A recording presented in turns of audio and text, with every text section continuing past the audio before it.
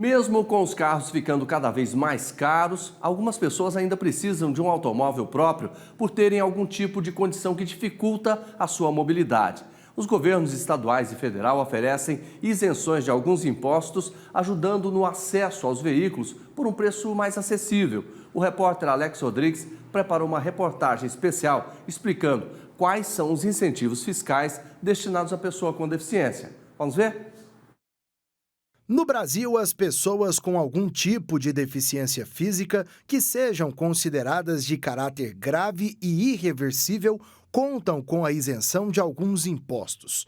Entre eles, o IPI, IOS, ICMS e IPVA. Em alguns estados, como em São Paulo, por exemplo, os portadores de deficiência são liberados do sistema de rodízio de placas. A compra de veículo, ela pode ser isenta do IOF, que é o Imposto sobre a Operação Financeira, que é no caso quando o portador, a pessoa com deficiência, ela vai fazer ali junto ao banco, né, um contrato de financiamento.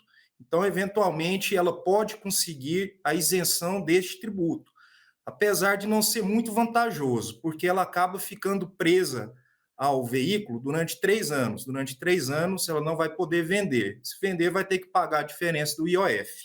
Ele só pode usar esse benefício também uma única vez. Em relação ao IPI, que também é um tributo federal, imposto sobre a produção de produtos industrializados, também esse é um imposto mais vantajoso e garante à pessoa com deficiência isenção, que ele já tem uma alíquota, né, dependendo, claro, do valor do veículo, maior. Tratando-se de tributos estaduais, nós poderemos ter aqui a isenção do ICMS e a isenção do IPVA. No caso dos deficientes visuais que não têm capacidade física para dirigir, existe uma dúvida: se eles podem comprar um veículo com as isenções fiscais para que outra pessoa próxima possa dirigir. O IOF é especificamente para a pessoa, para o condutor. Ele já não autoriza. Mas isso não quer dizer que a pessoa pode vir a vindicar esse direito no judiciário. Cada caso tem que ser analisado. Agora, em relação ao IPVA, até a alteração dessa lei, a lei garantia apenas para quem iria conduzir o veículo. Então, muitas vezes era necessário que o acompanhante, né, tinha que bater à porta do judiciário para poder conseguir esse direito de isenção.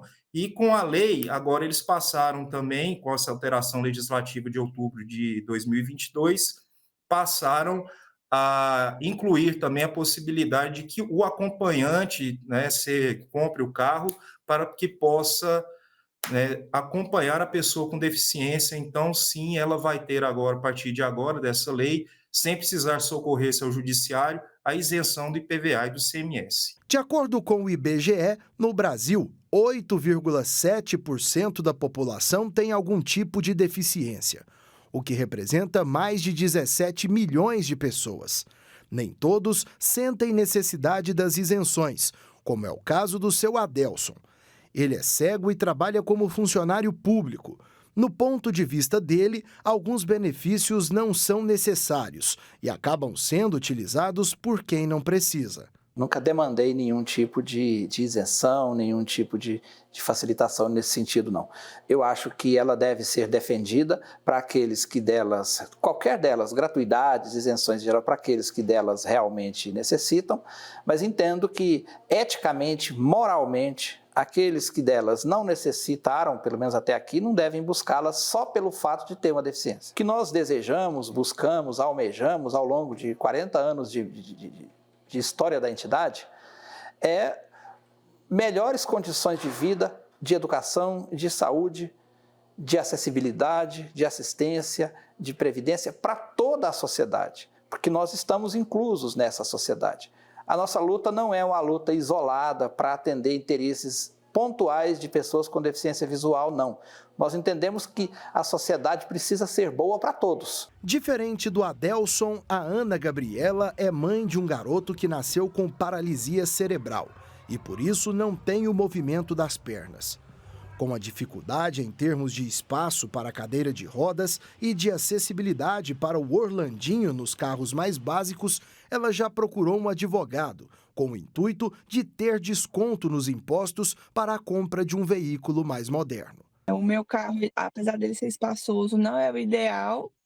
Eu coloco a cadeira de rodas dele no porta-malas e não cabe mais nada. Já deixo o processo montado, né? E quando a gente puder fazer essa compra, a gente vai fazer, com certeza.